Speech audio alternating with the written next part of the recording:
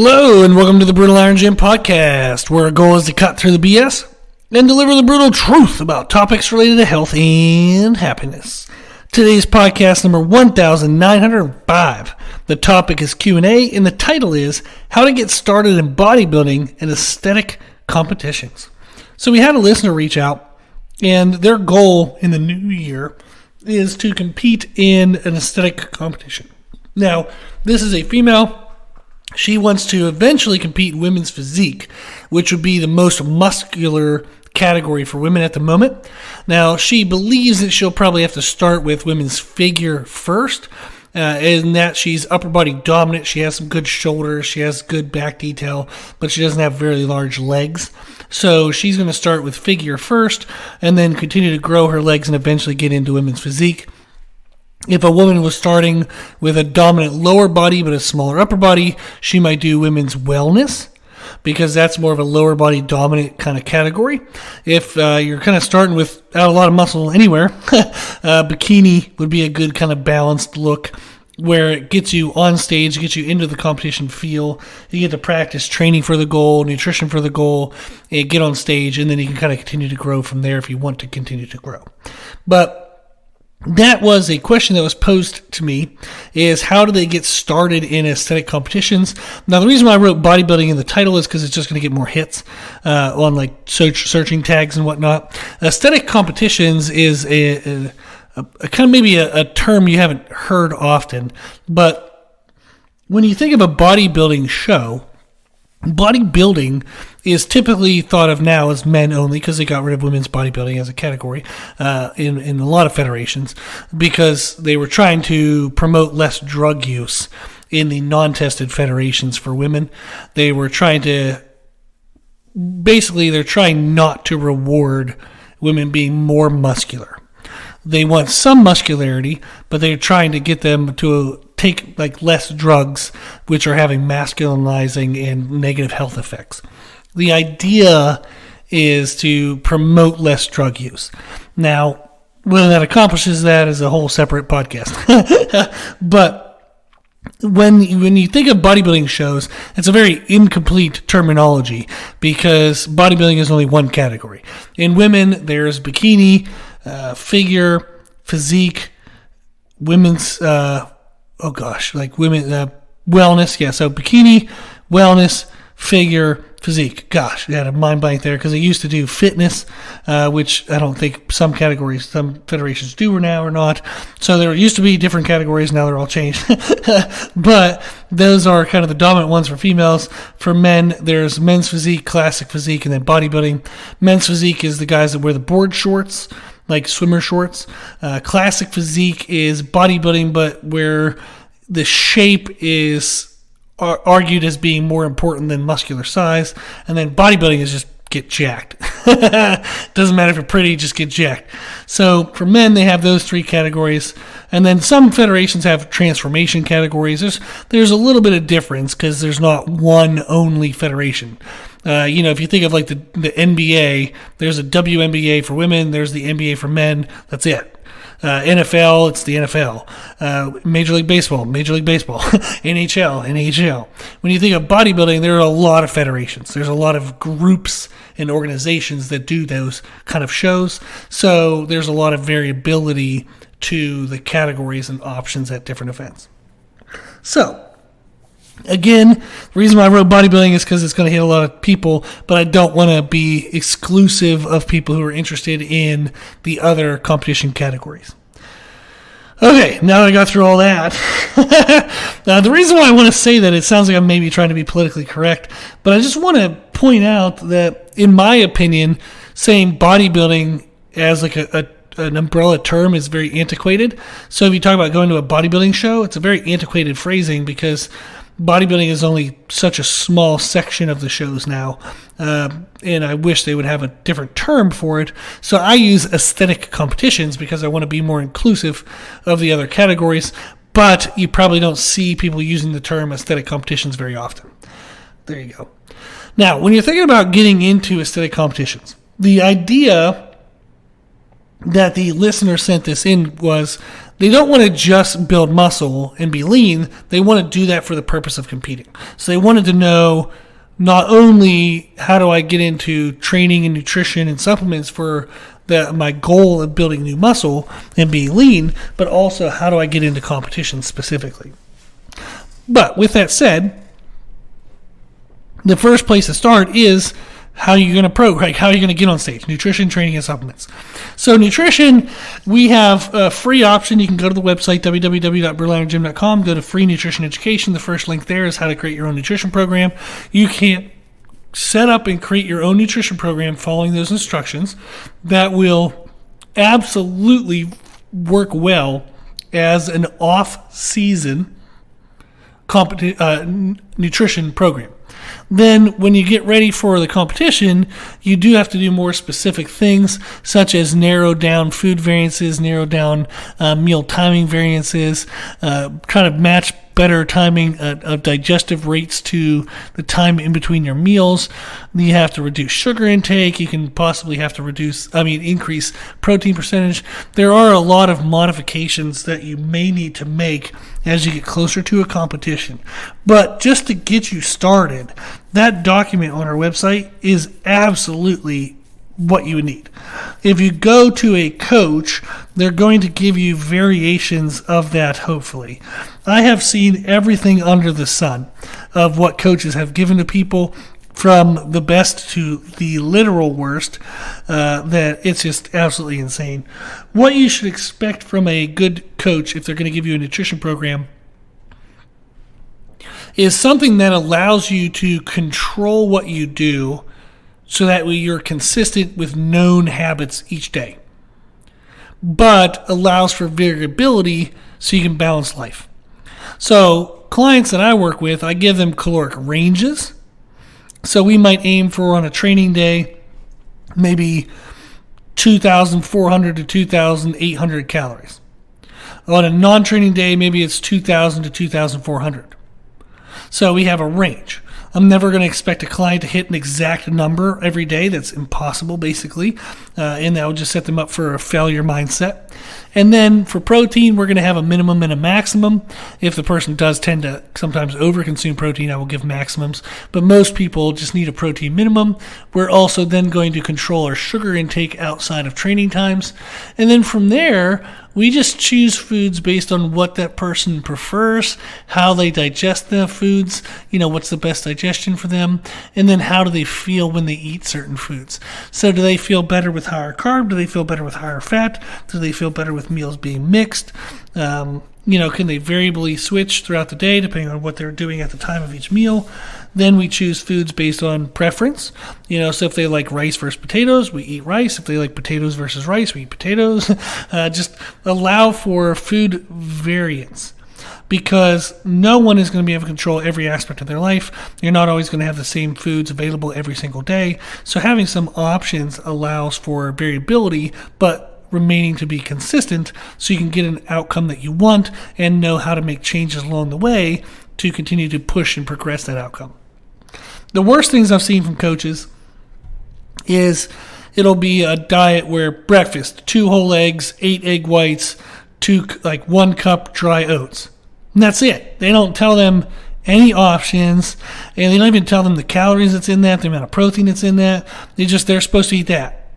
And then lunch, it would be 6 ounces grilled chicken breast, 1 cup broccoli, 1 cup white rice.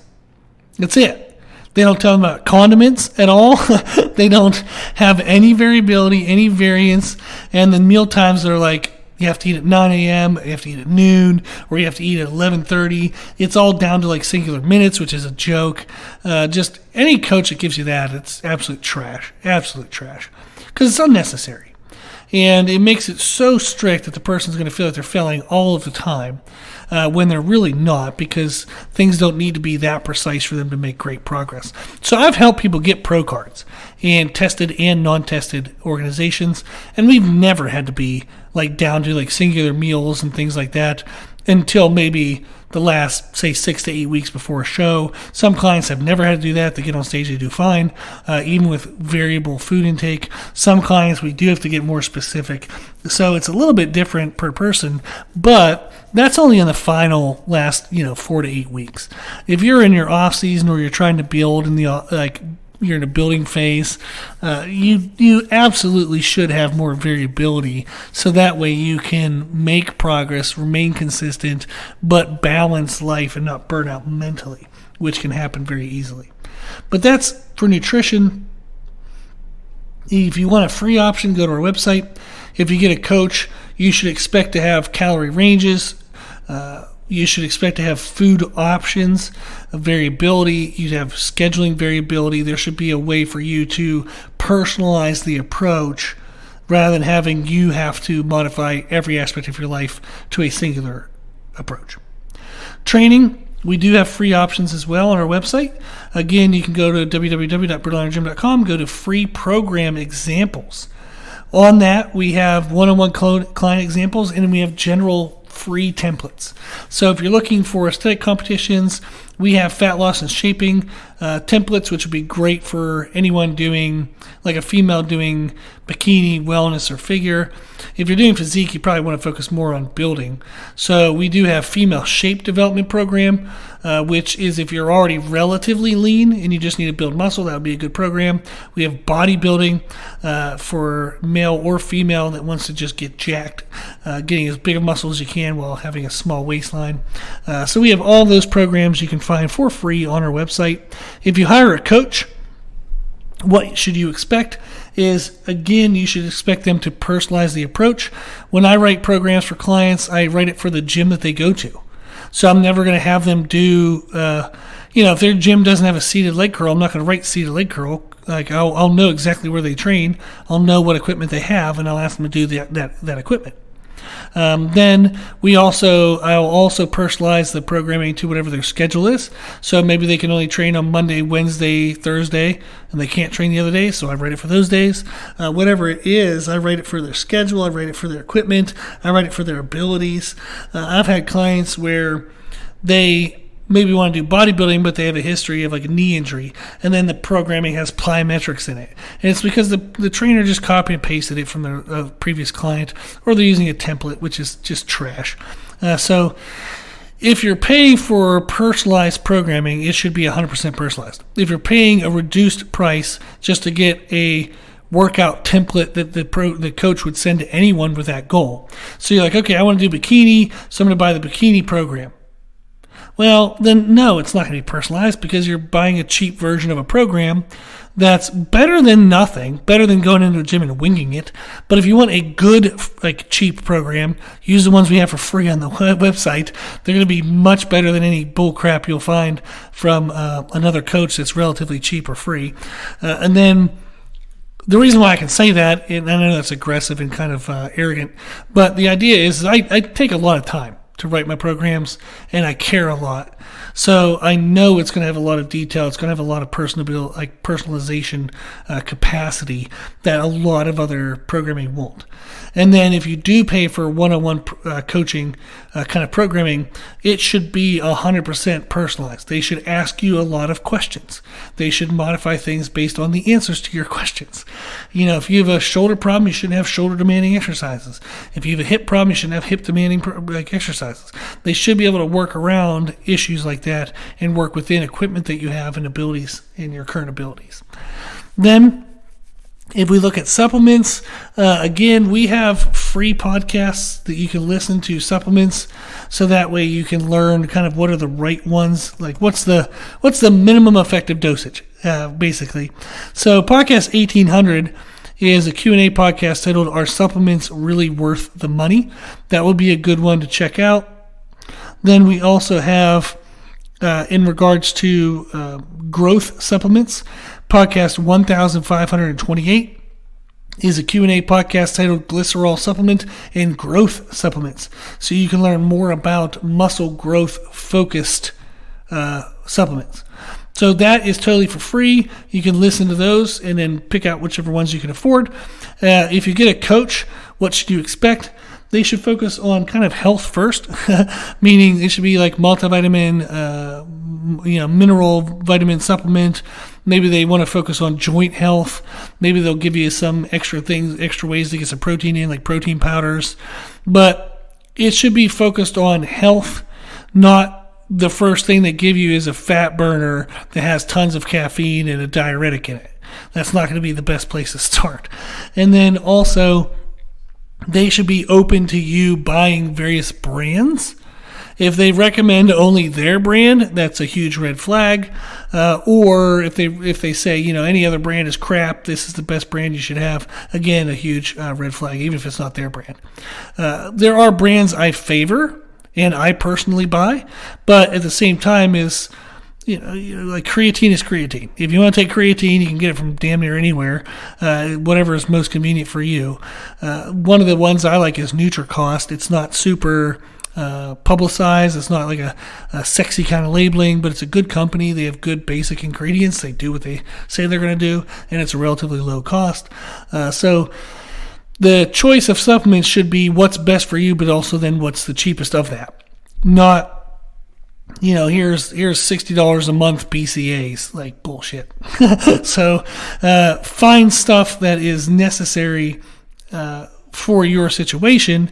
Not even that it's really necessary. There's supplements, meaning they're supplemental. What's necessary is nutrition and training. Supplements are just on top of that. So not necessarily what's necessary, but what could be helpful to you, and then what's the cheapest version of those things that is still effective. Now, that is nutrition, training, and supplements. That would be a great place to start. We gave you some free examples, gave you what to expect if you get a coach. Now, learning more about competitions. The kind of first thing I ask clients is, are we competing in tested or non-tested? So drug-free or take whatever drugs you want. And this is helpful because if you're going to take drugs, you want to take ones that maximize the positive impacts while reducing the negatives as much as possible. And it's good to know, okay, if you're taking drugs or if you've taken drugs in the past, we can't go to a drug-tested or a drug-free one because we don't want to cheat.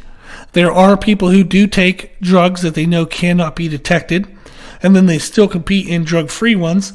I think those people are assholes, but they do it because they can place high and they can get a natural pro card and say that they're a natural pro, even though they weren't natural. So it's always about ethics get in there as well. But if you're not taking any kind of illegal drugs or supplements like that, then you definitely don't want to compete with those people because it's like taking a knife to a gunfight. You can have the best knife in the world, but if they have a gun, they're going to win. So, assuming that the gun has bullets. But the idea is you want to compete where it's fair and equal. So you would look at drug-free versus non-tested federations, and then you would say, okay, well, what federations, what organizations are near you? If you're looking at non-tested, NPC is going to be a good place to start.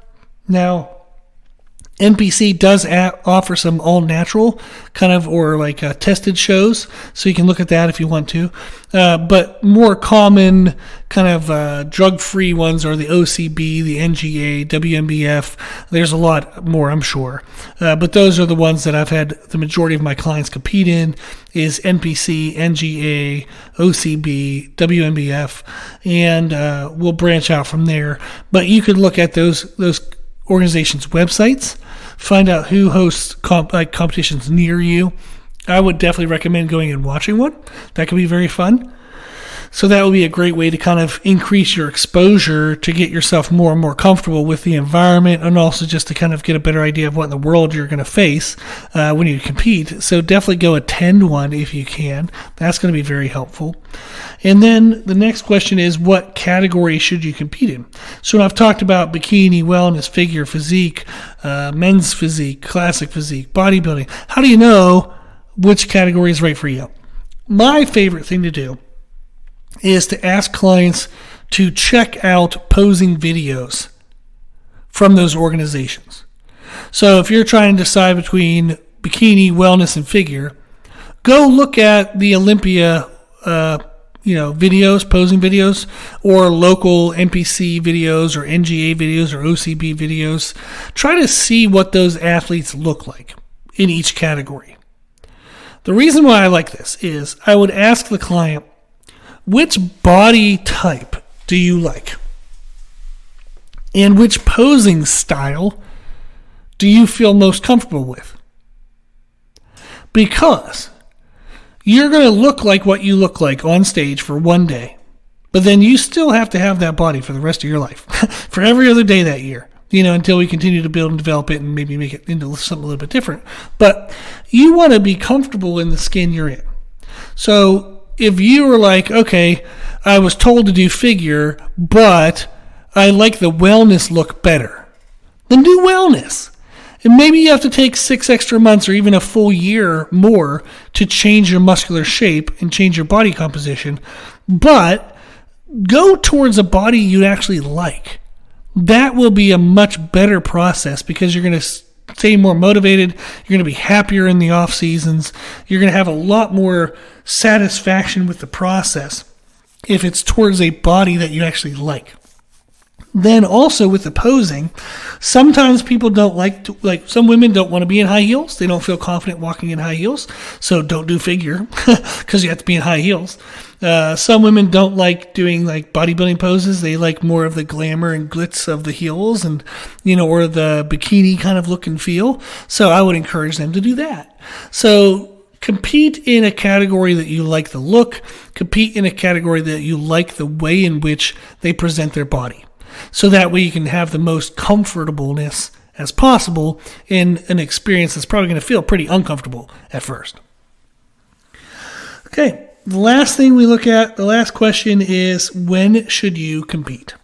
This is a little challenging, but what I would recommend is going to a competition.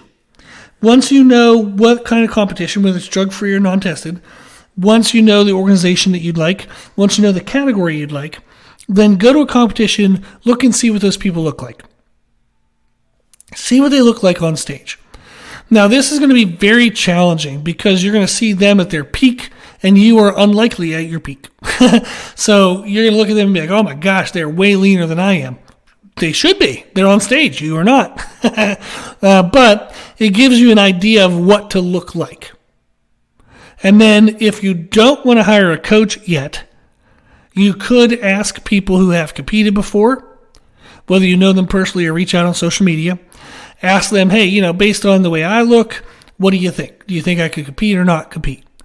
You get what you pay for, so you can ask people for free, and you will get free advice, and it'll be worth exactly what you paid for. Could be good, could be complete crap. You have no clue. Or you could hire a coach, or at least contact a coach and say, hey, I'm looking at competing in the future. I'm shopping around for coaches. I don't know if I'm ready yet, but could you look at my photos and tell me where you think I am in relation to when I could compete?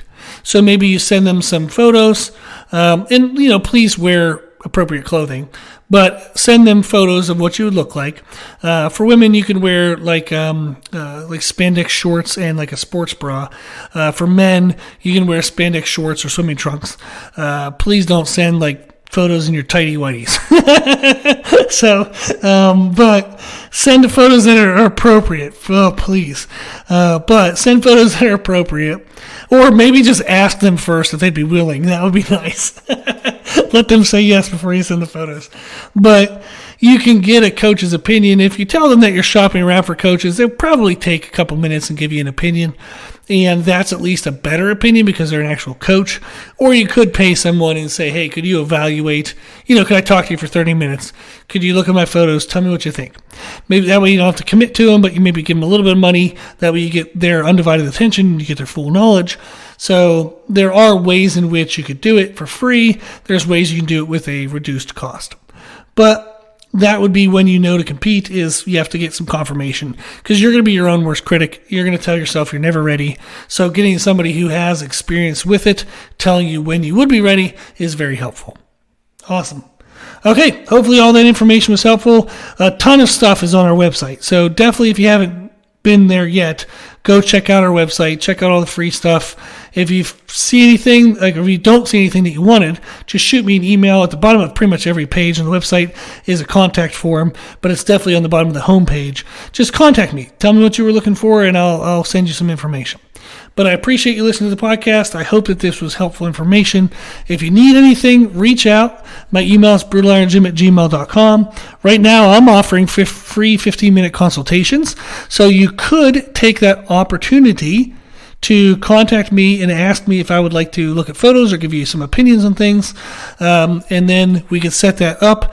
I'll give you whatever I can give you in 15 minutes. And you can take that information and run with it. If you decide to work with me, great. If you decide to just take that and go on your own, great.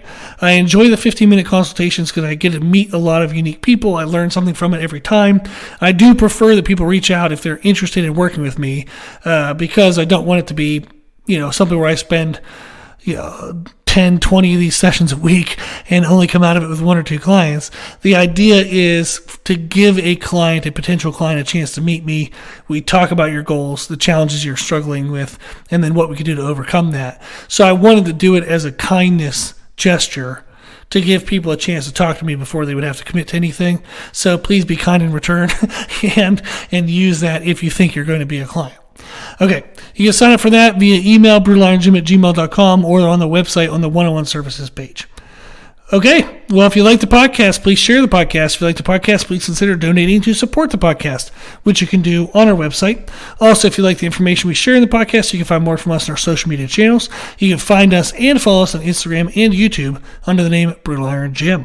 As always, I hope this was helpful, and thank you for listening.